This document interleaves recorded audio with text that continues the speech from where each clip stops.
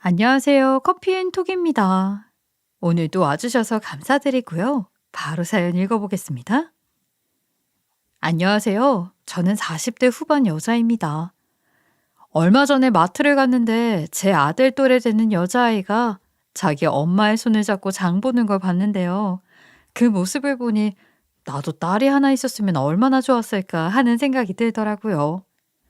우리 아들도 참 반듯하고 마음이 고운 아이지만 또 딸아이 키우는 재미는 어땠을지 궁금하기도 하거든요. 그래서 그런지 딸들과 친하게 지내는 친구들을 보면 그렇게 좋아 보이더라고요.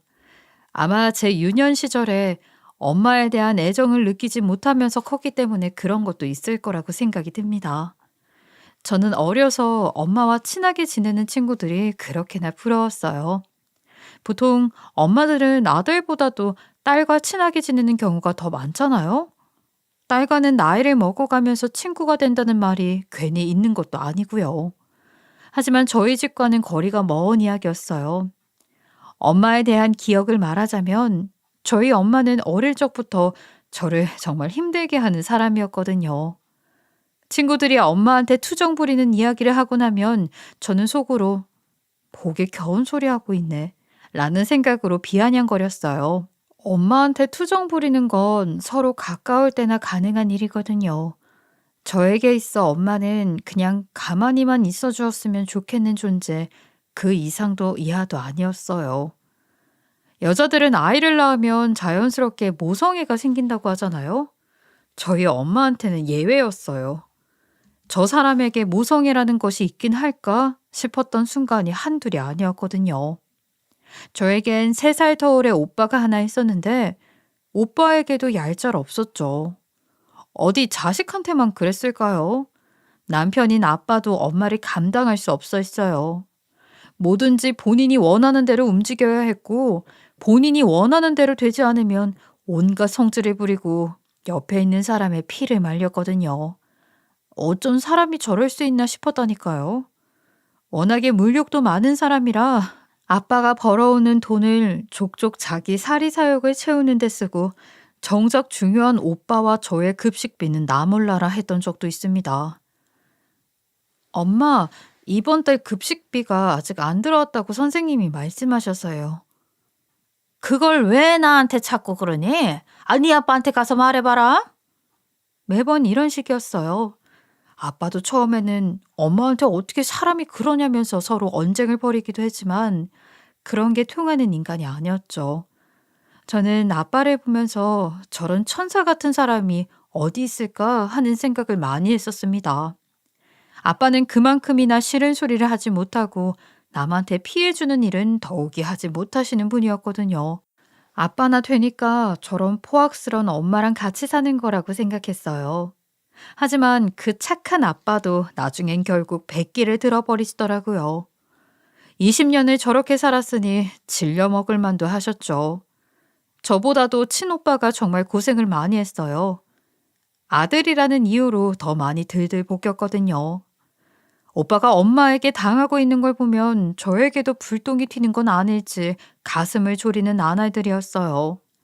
결국 오빠는 군대를 다녀와서 곧장 독립을 했고 그 길로 가족들과 연을 끊어버렸습니다. 처음엔 집을 나가버린 오빠를 그렇게나 욕하더라고요. 하지만 전 오빠의 마음을 충분히 이해했어요. 저 역시 하루빨리 엄마의 곁에서 떠나는 것이 인생의 목표가 되었죠. 그렇게 성인이 되었고 당장 월세 보증금만 모으면 이 집에서 떠난다는 생각뿐이었어요. 남들은 아름다운 미래를 꿈꿀 20살이었지만 저는 바라는 게 없었어요. 그저 엄마에게 멀리 달아나는 것만이 인생의 목표였으니까요. 결혼은 일찌감치 포기를 해버렸어요. 결혼을 했다가는 저와 결혼하는 상대방한테 무슨 횡포를 부릴지 안 봐도 뻔했거든요. 괜히 이혼만 당할 것 같은 불안감 같은 것이었어요. 그런데 일찌감치 집을 나가려던 저의 계획이 틀어져 버리고 말았습니다. 아빠께서는 저에게 한 통의 문자를 남기고 호련히 집을 떠나버리신 거예요. 그 내용을 보니 그동안 아빠의 마음고생이 보이는 것 같아서 원망조차 할 수가 없었어요. 더 이상 엄마와 함께 살 수가 없어서 떠나는 거니 찾지 말아달라는 내용이 적혀 있었거든요. 엄마와 단둘이 남은 그 집에서 앞으로 어떻게 해야 할지 순간 막막한 기분이 들었습니다. 하지만 저는 마음을 굳게 먹고 엄마를 떠날 준비를 계속하고 있었어요. 어느 정도 보증금을 모은 상황이었거든요. 그런데 그때 제가 엄마를 떠날 수 없는 사건이 생기고 말았어요. 엄마께서 갑상선암 1기라는 판정을 받게 된 겁니다. 엄마는 저에게 암 판정을 받았다는 이야기를 하면서 말씀하시더라고요. 왜 너마저도 나를 버리려고 그러는 거야? 그래, 가려면 가버려라. 나도 가족 같은 거 없다고 생각하는 쪽이 마음 편해. 알겠어? 엄마, 그게 아니라요. 하루가 다르게 안색이 좋아지지 않는 엄마를 보니 저는 차마 원래의 계획대로 집을 떠날 수가 없더라고요. 결국 저는 엄마를 보살피는 길을 선택해야 했습니다. 마음이 좋지 못했어요. 하지만 아픈 엄마를 두고 떠난다 한들 마음이 좋을 리가 없었죠. 연락이 되지도 않는 아빠와 오빠를 미워하지도 못했어요. 그 마음을 너무나도 잘 알고 있었기 때문이었죠. 그리고 사람 마음이 참 간사한 게 그렇게나 원망스럽고 미운 엄마였지만 엄마의 약해진 모습을 보니 측은지심이 생길 수밖에 없더라고요. 요즘은 갑상선암은 암 취급도 못 받는다는 말이 있지만 그렇다고 해서 무시할 수 있는 병이 아니었어요. 투병 기간 동안 엄마는 고생을 많이 하셨습니다. 저는 그래도 딸이라고 엄마가 빨리 쾌차했으면 좋겠다는 생각이 들더라고요. 몸이 아프니 마음도 약해졌는지 엄마는 이전과 조금 달라진 모습이었어요. 예전 같았으면 조금만 원하는 대로 되지 않으면 있는 성질 없는 성질을 다 부리더니 이제는 저에게 고분고분한 모습을 보이곤 하셨거든요. 이번 기회에 엄마가 많이 변했다고 생각했어요. 투병 생활은 보통 일이 아니었지만 그래도 그런대로 잘 지내고 있었어요. 2년간의 투병 생활 끝에 암 치료는 종결이 되었고 엄마는 이전의 컨디션을 차차 회복하셨습니다. 엄마가 투병을 하시는 기간 동안 많이 변하셨어요. 이전의 모습은 많이 사라지셨죠. 잃는 게 있으면 얻는 것도 있는 법이라고 엄마는 건강의 일부분을 잃으시고 새 사람 같은 모습을 얻게 되었던 겁니다. 그 이후 저는 예정대로 독립을 하게 되었고 엄마와는 가끔씩 연락을 하면서 지내고 있었어요. 아무리 가까워졌다고 한들 엄마와 갑작스럽게 친하게 지내는 건 어려웠거든요. 어릴 적에 겪었던 기억들은 제가 생각한 것보다 강하게 뇌리에 남아 있었던 모양이더군요. 그러다 제가 25살이 되던 해였어요.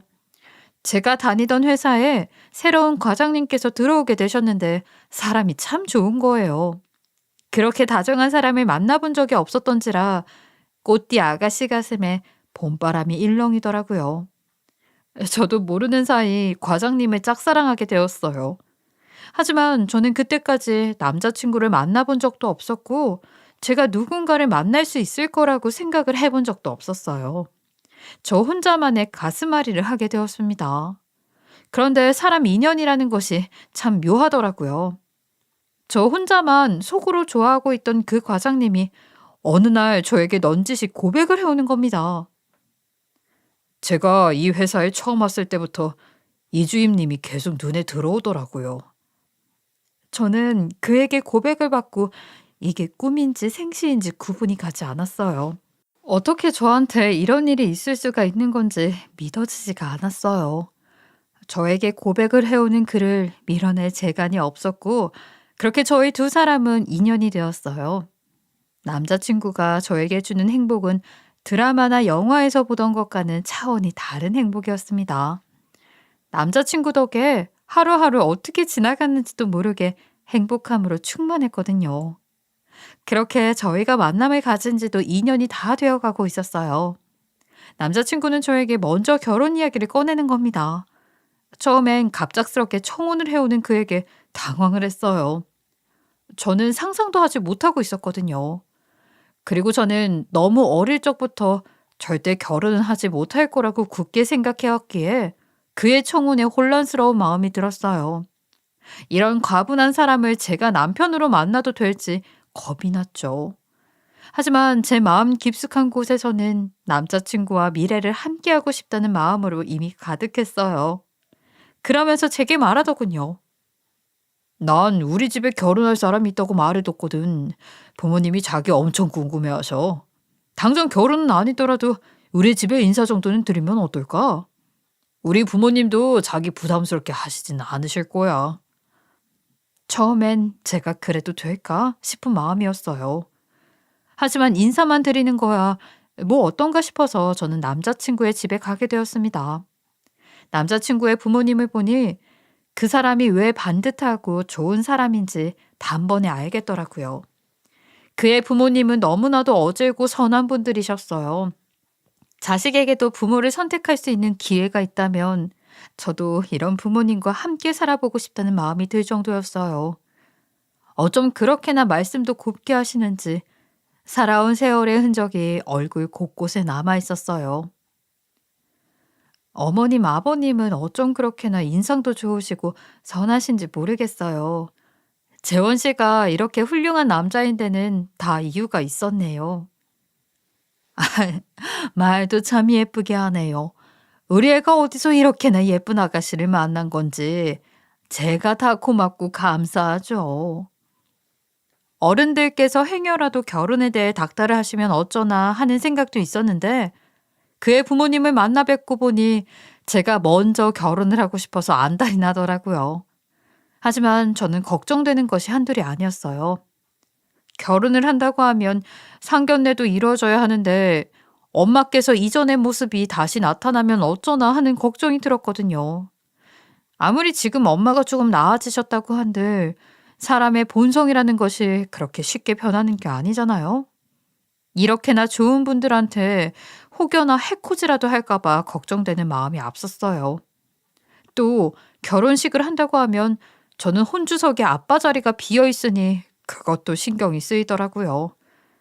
아빠와 오빠가 집에서 도망을 간 걸 시부모님 되실 분들이 알게 되신다면 이것 또한 어떻게 생각을 하실지 걱정이었어요.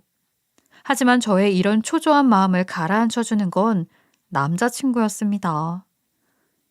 아직 일어나지도 않은 일들에 너무 걱정하지 않아도 돼.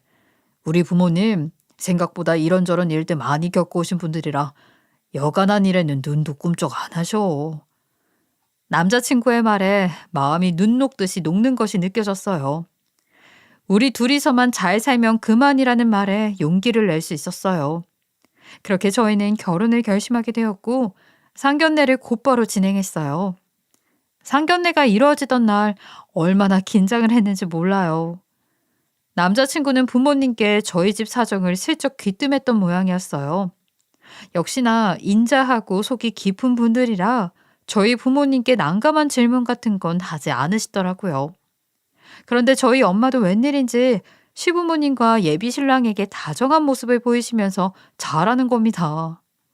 엄마가 정말 이전과는 많이 달라졌구나 싶었어요. 이렇게 결혼만 하면 우리 둘이 행복할 수 있겠다는 생각에 얼마나 마음이 놓였는지 몰라요. 남자친구와 저는 결혼식까지 속전속결로 모든 것이 이루어졌습니다. 엄마의 의외성은 그뿐이 아니었어요. 사고만 치지 않아도 감지덕지라고 생각했는데 의외로 저희 시어머님과 친하게 지내면서 살가운 모습을 보여주셨거든요. 시어머님께서 저에게 이런 말씀까지 하셨다니까요. 사부인께서 어쩜 그렇게나 성격도 활발하고 좋으신지 모르겠어. 사돈을 잘 만나는 것도 복이라고 하는데 우리 며느리가 참 복덩이구나. 어머님도 참 그렇게 봐주시니까 제가 더 감사하죠. 결혼을 하면서 인생이 많이 바뀌는 사람들이 있다고 하는데 그게 아마 제가 아닐까 싶었습니다. 결혼 후에 인생은 정말 많이 변하게 되었어요. 마음이 편하고 걱정거리가 없으니 저에게 금세 축복이 찾아오게 되었어요. 어느 날 예상치 못하게 임신을 한 겁니다. 제 임신으로 온 가족이 축제 분위기였어요.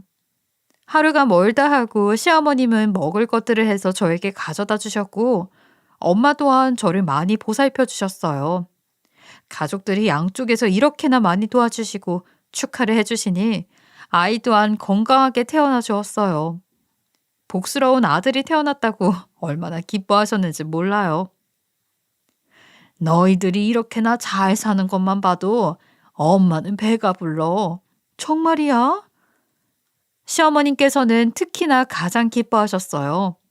결혼을 하고 나서 하루빨리 아이가 생겼으면 하는 바람이 있으셨는데 제가 떡두꺼비 같은 아들을 낳았으니 얼마나 행복하셨겠어요. 아이를 낳으면 엄마의 마음을 알게 된다고들 하잖아요. 저 또한 엄마가 되고 나니 괜히 애틋한 마음 같은 것들이 생기더라고요. 저는 몸이 회복되고 얼마 지나지 않아서 빨리 회사에 복직을 하고 싶었어요. 조금만 더 하면 진급을 할 수 있는 기회가 눈앞에 있던 상황이었거든요. 저의 마음을 알고 계셨던 어머님께서는 아이 케어는 걱정하지 말라면서 하고 싶은 일을 마음껏 하라고 말씀해 주셨어요. 덕분에 저는 편하게 회사 일을 다닐 수 있었죠. 그런데 얼마 뒤 엄마께서 저에게 그러는 겁니다.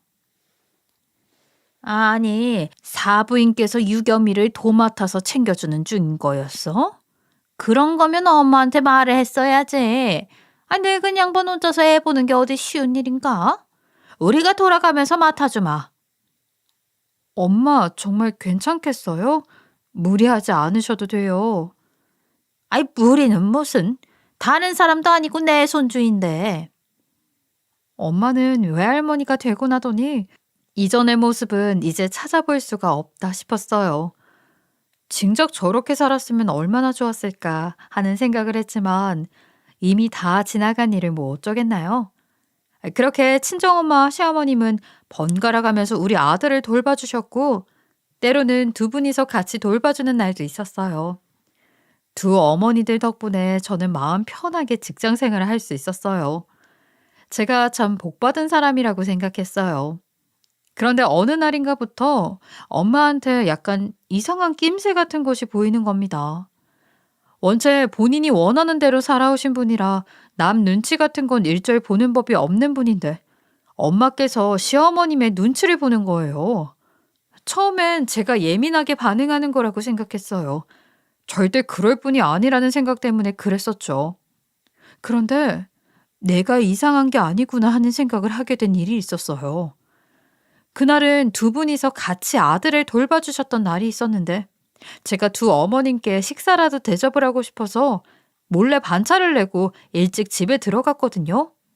그런데 엄마께서는 구석에서 주눅이 들어서는 가만히 계시는 걸 본 거예요. 반면 시어머니는 일찍 들어온 저를 보면서 적잖이 당황하시는 겁니다. 놀라지 않을 수가 없었어요. 저는 엄마에게 물었습니다. 엄마, 왜 구석에 계시는 거예요? 그런데 엄마는 말씀도 잘 못하시면서 아무 일 아니라는 말씀만 하시는 거예요. 두 분이 무슨 일이 있나 싶었죠. 두 분을 모시고 근처에 괜찮은 식당이라도 갈까 했는데 시어머님께서 그냥 시켜서 먹자고 하시더라고요. 간단한 음식을 시켜서 먹는데 두 분 다 아무런 말씀을 하지 않으시니 여간 불편한 게 아니었어요. 그러더니 엄마께서는 제가 왔으니 먼저 일어나 보겠다고 하시면서 자리를 뜨시더라고요. 엄마에게 뭘 물어봤자 원하는 답을 들을 수는 없을 것 같아서 시어머님께 슬쩍 여쭈어보았어요. 그랬더니 어머님께서는 별일 없었다고 하시더라고요. 뭔가 이상하다는 생각이 들었어요. 양쪽에서 그렇게 말을 하시니 약간 말다툼 정도가 있었나 싶어서 저도 그냥 대수롭지 않게 넘어가게 되었던 것 같아요. 원래 붙어 있다 보면 의견 충돌 같은 게 있을 수도 있긴 하잖아요. 어른들이고 하시다 보니 그럴 수 있다고 생각했어요. 저도 일하랴 아이 돌보랴 정신이 없어서 유야무야 넘어가게 되었는데 또 한 번 사달이 나게 되었어요. 그날은 저희 집에서 시어머님께서 아이를 돌보러 와주신 날이었어요. 제가 몸이 좋지 못해서 일찍 일을 마치고 집에 들어와서 어머님이 끓여주신 죽을 먹고 잠시 쉬고 있었어요. 그런데 잠시 후 현관문 비밀번호가 열리는 소리가 들렸고 저희 엄마께서 들어오신 겁니다. 엄마, 이 시간에 어쩐 일이세요? 오늘 오시는 날 아니잖아요. 그게, 이 근처에 일이 있어서 왔다가 유겸이 좋아하는 딸기 좀 사왔지. 너는 어쩐 일로 이 시간에 집에 있어? 저는 엄마께 일찍 오게 된 자초지종을 말했어요. 그렇게 잠시 저희 셋이 같이 있었는데 두 어머니들 사이의 기류가 참 묘하더라고요. 누구 하나 먼저 말을 하지 않고 계시는데 저까지 마음이 좌불안석이 되더라고요. 그렇게 어색한 시간이 흐르고 있었는데 저희 엄마께서 그 상황이 불편하셨는지 그만 드시던 커피를 어머님의 가방에 쏟고 만 겁니다. 그런데 엄마는 이상하다 싶을 만큼 불안에 떠는 모습을 보이셨어요. 아, 그게 사부인? 제가 그러려고 그런 게 아니라. 사부인 괜찮아요. 괜찮다고요. 오히려 어머님은 저희 엄마께 단호하고 강한 어조로 말씀을 하시는 겁니다. 엄마는 계속 혼잣말로 큰일 났어. 어떡하면 좋아. 라고 하시는 거예요. 너무나도 불안한 모습이었죠. 저는 그 일이 있는 후로 제가 가지고 있던 생각이 혼자만의 착각이 아니라는 것에 대해 확신을 가지게 되었어요. 친정엄마와 어머님 사이엔 분명 말하지 못한 무언가가 있었던 모양이었어요. 엄마는 죄송하다는 말을 연신하시더니 집으로 휙 가버리시는 겁니다. 그래서 저는 엄마가 떠나신 뒤 어머님께 물어보았어요. 저 어머님, 혹시 두 분 사이에 무슨 일이 있으셨던 거예요? 엄마한테는 물어봐도 아무런 말씀을 해주지 않으시니까 너무 답답해서요. 그냥 저한테 솔직하게 말씀해 주세요.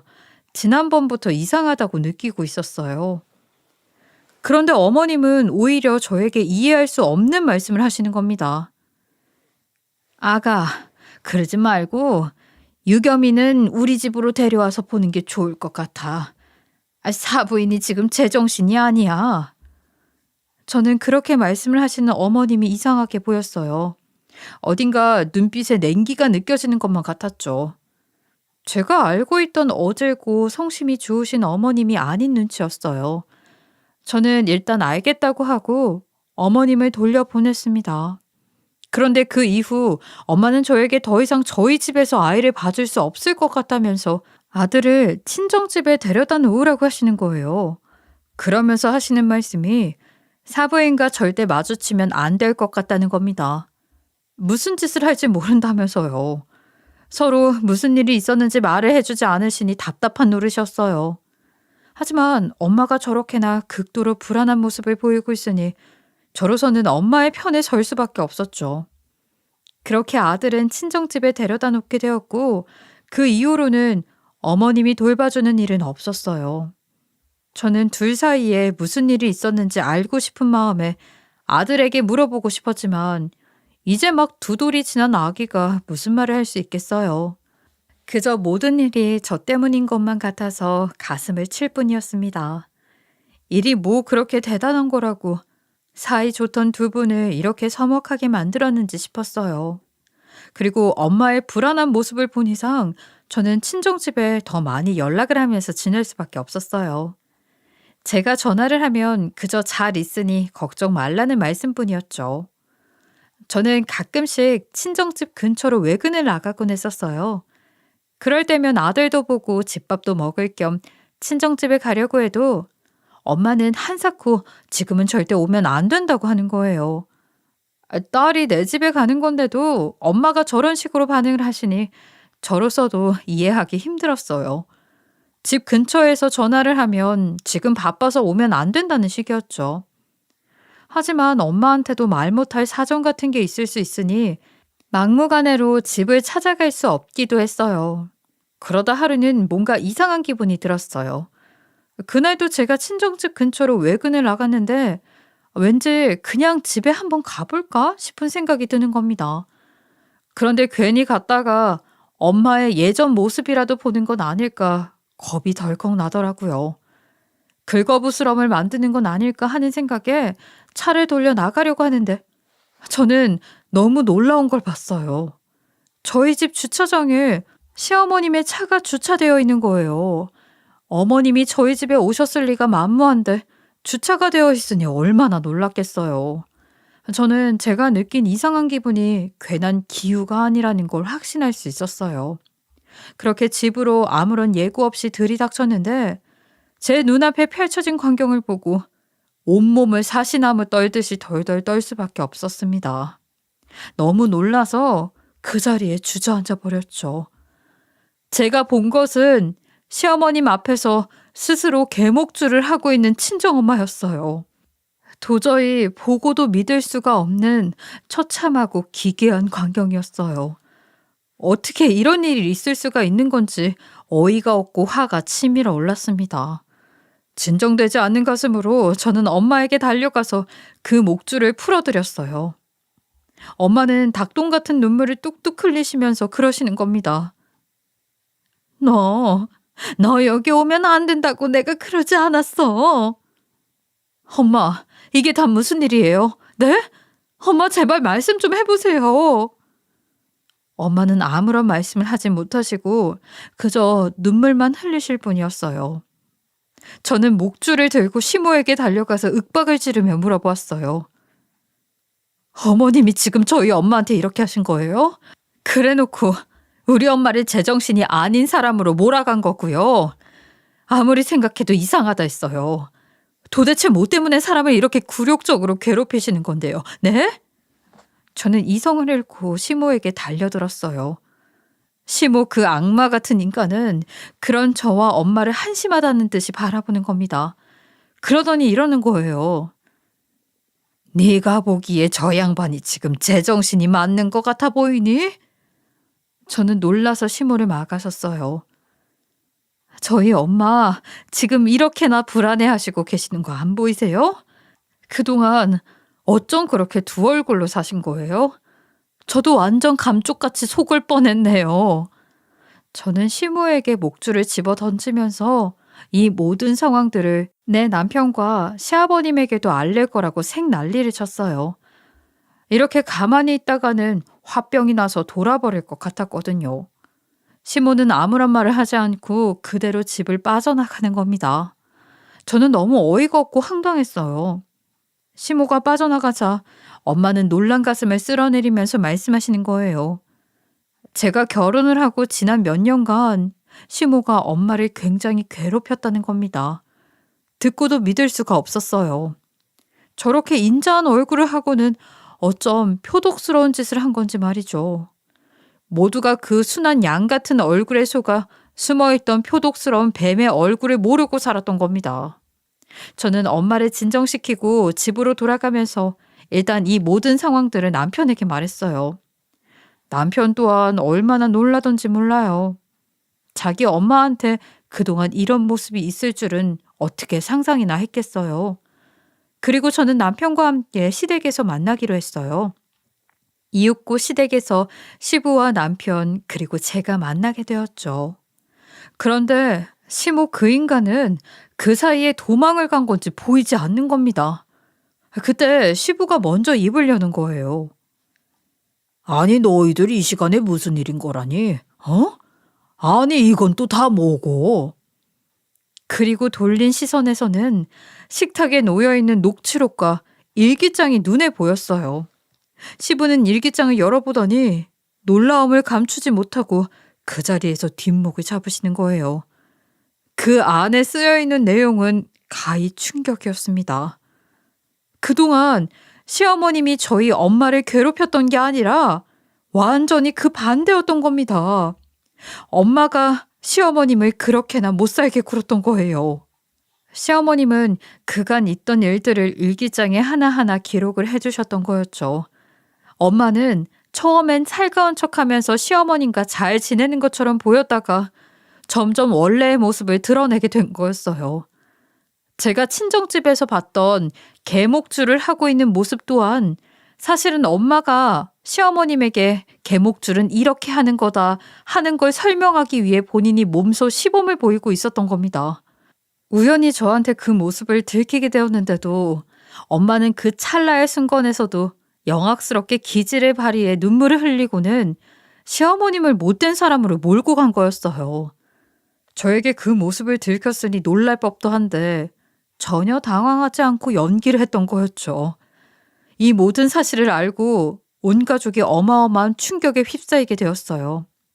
저는 시어머님이 대체 뭐 때문에 이렇게나 당하고 있었는지 의문이었죠. 그런데 시어머님의 일기장을 다음 페이지로 넘기면서 그 이유를 알 수 있었어요. 저희 엄마가 시어머님께 자기가 원하는 대로 움직이지 않으면 손주를 애비 없는 애로 키우게 만들 거라면서 협박을 했다는 내용이 적혀 있었거든요. 그러면서 이런 정상 아닌 엄마 아래에서 제가 어떻게 자랐을지를 생각하면 눈물밖에 나지 않는다는 문구 또한 있는 겁니다. 모두 저와 남편을 위해서 시어머님 스스로를 감내하고 있었던 거였죠. 시어머님도 저희 엄마가 어느 정도 이러다가 말 거라고 생각을 하셨던 모양이에요. 하지만 그 강도가 점점 더 심해지니 무슨 수를 써도 써야겠다고 생각하셨던 것 같았죠. 그래서 저에게 유겸이를 시댁에 두자고 했는데 제가 그 제안에 거절했던 거였고요. 그러자 엄마가 시모가 이 제안을 한 걸 알고 이때다 싶어 본인이 피해자인 척 더 치밀하게 연기를 펼치려고 저희 아이를 친정으로 데려가 돌봐준다고 한 것이었어요. 시어머니가 피해자인데 본인이 피해자인 척 선수를 먼저 친 거였죠. 모든 일이 전부 제 탓인 것만 같아서 눈물밖에 나지 않았어요. 엄마라는 인간을 그렇게나 징글징글하게 겪어놓고도 아직까지도 그 야가 빠진 계략에 넘어간 제 자신이 너무 한탄스러웠어요. 그리고 결정적으로 악마 같은 엄마가 저희 아들을 친정으로 데려가 돌본다고 했던 게 제가 집에 홈캠을 설치하면서부터였어요. 아무래도 집에 홈캠이 있으면 더 이상 본인이 저희 시어머니를 원하는 대로 써먹을 수가 없으니까 시모를 친정으로 불러서 부려먹으려고 치밀한 알리바이를 만들기 위해서 시어머님 앞에서 벌벌 떠는 헐리우드 액션까지 취했던 겁니다. 그래야 저로부터 의심의 눈초리를 받지 않을 수 있으니까요. 그 이후부터는 어머님의 친정집으로 불러들여서 본래의 모습을 아주 유감없이 드러냈던 거예요. 그 말 같지도 않은 개 목줄까지 어머님께 들이밀었으니 상황이 얼마나 막장인지 알 수 있었죠. 모든 일들의 증거는 어머님이 남겨놓은 녹취록에 남아 있었어요. 녹음 파일 안에 들어있는 내용을 들어보니 엄마는 제가 벌벌 떨고 두려워하던 과거의 그 포악한 모습 그대로였어요. 엄마는 과거에서 하나도 변하지 않았던 거였습니다. 투병 생활 중에는 기운이 없으니 잠시 그 모습을 숨기고 있었을 뿐이었죠. 녹음 파일에서 어머님이 제발 이런 짓을 그만두라고 말하자 엄마는 제가 알던 그 모습, 그 목소리 그대로 소리를 고래고래 지르면서 사람의 혼을 쏙 빼놓는 거예요. 저 공포 속에서 시어머님이 얼마나 두려웠을지 생각을 하니 눈물이 났습니다. 그렇게 시어머님은 저희 엄마가 무서워서 모든 증거를 내려두고 도망을 가버리셨어요. 휴대폰을 두고 가셨으니 어머님을 찾을 방법이 전혀 없었죠. 어머님의 속뜻을 알지도 못한 채 이런 말도 안 되는 일이 있었는 줄도 모르고 그 뱀 같은 엄마의 편에 들었던 제가 너무 등신 같아서 화가 났습니다. 제가 철저하게 망가뜨려야 하는 사람은 어머님이 아니라 엄마라는 악마였어요. 저는 더 이상은 엄마의 횡포에 두려워하는 어린아이가 아니었고 그 인간에게 맞서 싸우기로 결심했습니다. 엄마라고 부르고 싶지도 않은 정신 나간 여자를 찾아가 말했어요. 다 알고 왔으니까 발뺌할 생각하지 말아요. 대체 무슨 생각으로 어머님한테 그런 미친 짓을 한 거예요? 네? 이제는 좀 사람답게 사는 줄 알았더니 나 참 정말 어이가 없어서 사람이 어쩜 그렇게 한결같아요? 아니, 너 지금 나한테 무슨 말을 하는 거야? 모든 걸 알고 왔는데도 발뺌을 하는 엄마를 보니 기가 차고 황당했어요. 저는 엄마에게 녹음된 파일을 들려주면서 말했어요. 이래도 발뺌을 하려고 하는 거예요? 제발 나이를 먹었으면 좀 곱게 늙을 생각을 할 수는 없는 거예요. 당신이라는 사람한테 잠시나마 연민의 마음을 가졌던 제 자신이 너무 한스러워 죽고 싶어요. 그 인간은 그제야 저에게 본 모습을 보이더라고요. 에라이, 그 여시 같은 여편네가 그렇게 뒤통수를 치고 가네. 그리고 너는 네 엄마를 먼저 챙겨야지. 그 피도 안 섞인 옆편내 편에 들어? 아이씨, 내가 너 같은 년을 내 배 아파 낳아서 낳은 게 아닌데 어디 먹여주고 키워준 은혜도 모르고. 은혜는 무슨 놈의 은혜인지 알 수가 없었어요. 저는 어릴 적부터 제 옷은 직접 손빨래를 하고 다른 친구들은 엄마가 곱게 싸준 도시락을 가져올 때 혼자 아무것도 가져오지 않아서 항상 친구가 싸온 도시락을 얻어먹곤 했거든요. 양심이 있으면 최소한 저런 말을 하면 안 되는데 어쩜 저렇게나 뻔뻔하게 짝이 없는지 알 수가 없었어요. 저는 북받치는 마음으로 말했어요.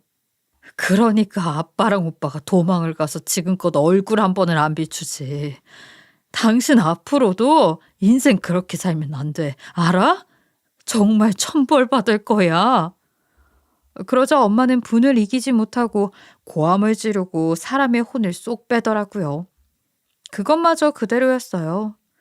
오죽 심하게 싸우니 옆집에서 저희 집 문을 두드리는 겁니다.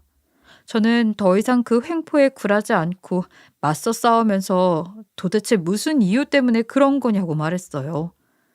그랬더니 한다는 소리가 돈 때문이라는 겁니다. 저희 시댁은 과거에 아버님께서 사업을 하셔서 여유가 좀 있는 편이었거든요. 노후까지 안정적인 자금이 있었죠.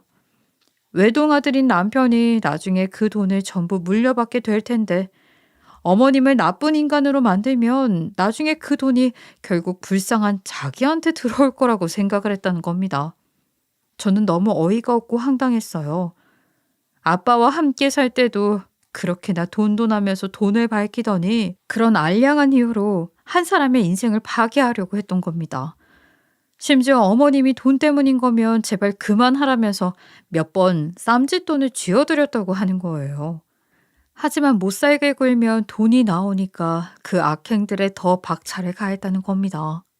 저는 이 상황이 너무 어이가 없어서 눈물이 나려고 했어요.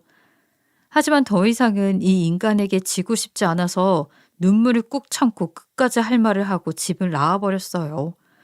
그 이후로 엄마라는 인간과는 완전히 연을 끊고 살게 되었어요. 이런 인간을 엄마라고 둔 제 자신이 너무 쪽팔리고 싫었거든요. 일이 이렇게 될 줄도 모르고 암에 걸렸던 엄마를 돌봤던 제 자신이 너무 후회스러웠어요. 남편 또한 이 상황에 놀란 건 마찬가지였지만 그래도 제 곁을 지켜주었습니다. 그리고 저희 아들에게도 너무 미안했어요. 여태 외할머니와 함께 생활을 했으니 뭘 좋은 걸 보고 뭘 좋은 걸 듣고 있었겠냐고요. 제 인생을 망친 것도 모자라 제 피 같은 아들의 인생도 망칠 뻔했으니 이제야 엄마라는 인간의 본 모습을 알게 돼 여기서 멈출 수 있어 천만 다행이라고 생각했어요. 그리고 저희는 상처뿐인 어머님을 한시 바쁘게 찾아야 했어요. 어머님께서 받아만 주신다면 손이 발이 되도록 빌고 싶은 마음뿐이었거든요. 아버님은 저희 부부에게 말씀하시더라고요. 아마 그 사람 지금 고향에 가 있을 거야. 마음 답답하면 항상 고향에 있는 절에서 기도드리고 있더라고. 아버님의 말씀에 힌트를 얻어서 곧장 어머님의 고향으로 향했어요. 남편과 저는 아버님이 알려주신 곳에서 어머님을 만날 수 있었어요. 어머님의 얼굴을 보자마자 무릎을 꿇고 말씀드렸습니다. 어머님, 정말 죄송해요. 저 때문에. 그런데 어머님은 저를 안아주시면서 이야기하시더라고요. 네 잘못이 뭐가 있겠니? 이런 표현이 그렇지만 그간 그런 정신 나간 엄마 아래서 고생하느라 얼마나 힘이 들었겠어. 네 생각을 하니 차마 입이 떨어지지 않더구나. 시어머님은 그 와중에도 제 걱정을 먼저 하고 계셨더라고요. 어머님의 말씀에 얼마나 눈물이 났는지 몰라요. 그리고 어머님을 모시고 다시 집으로 돌아가게 되었어요.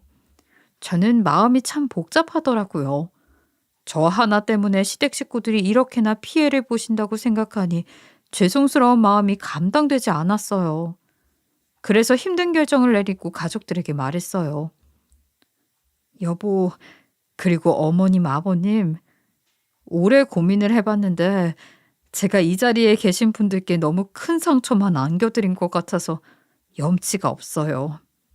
아마 저랑 그이가 계속 결혼 생활을 유지하고 있는 한 저희 엄마는 언제든지 다시 찾아와서 해코지를 할 거예요. 그래서 그런데 이쯤에서 제가 이 집에서 나가는 게 맞는 것 같아요. 저는 시댁 식구들을 위해서 갈라서는 게 맞다고 생각을 했어요. 하지만 그때 저를 막아선 건 어머님이었습니다. 아니 아가, 네가 대체 무슨 잘못을 해서 그렇게 도망을 가니? 이제 이 모든 상황들을 다 같이 알게 되었으니까 우리가 서로 지켜주면 되는 것 아니겠어? 아무런 잘못도 없는 네가 굳이 그렇게 숨을 필요가 없다. 어머님은 끝까지 저의 손을 놓지 않으시는 거예요. 어떻게 이런 분이 제 인생에 있을 수 있는 건가 싶었어요. 아버님과 남편 또한 어머님과 같은 마음으로 이야기해 주시더군요. 시댁 식구들 모두가 저를 위해서 제 손을 꼭 잡아주셨어요. 저는 부모 복은 없어도 시부모 복은 참 많은 사람이구나 하는 걸 그때 가슴 깊이 느꼈습니다. 식구들의 뜻에 따라서 더 이상 뒤로 물러서지 않기로 굳은 마음을 먹었어요. 덕분에 저희는 서로에게 의지를 하면서 그동안의 상처를 빨리 치유하게 되었어요. 그렇게 몇 년이 흘렀는데 모르는 번호로 전화가 한 통 온 거예요. 저는 그 전화를 받고 얼마나 놀랐는지 모르겠어요. 수화기 너머에서 들리는 목소리는 연이 끊겼던 친오빠였어요.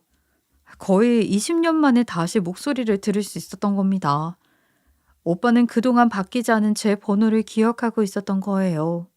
그리고 오빠는 저에게 말하더라고요. 엄마가 돌아가셨다는 거예요. 엄마는 그 일이 있고 나서 암이 재발했다고 하더군요.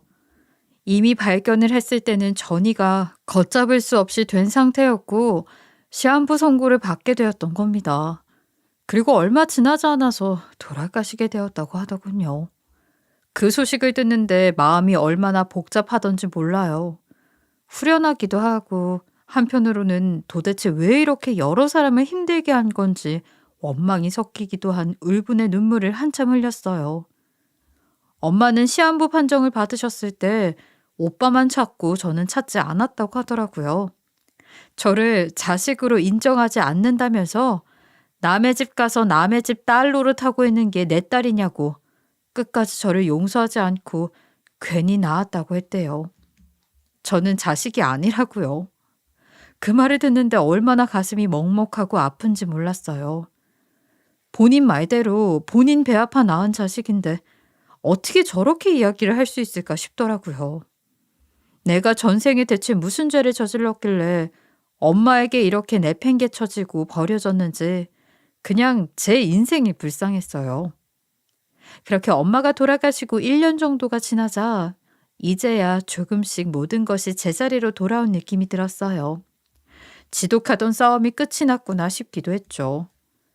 그렇게 지금은 세월이 흘러서 저희 아이도 훌쩍 컸고 시부모님을 모시면서 마음 편하게 살고 있어요. 돌이켜 생각해보면 저도 참 고된 인생을 살았구나 하는 생각이 드네요.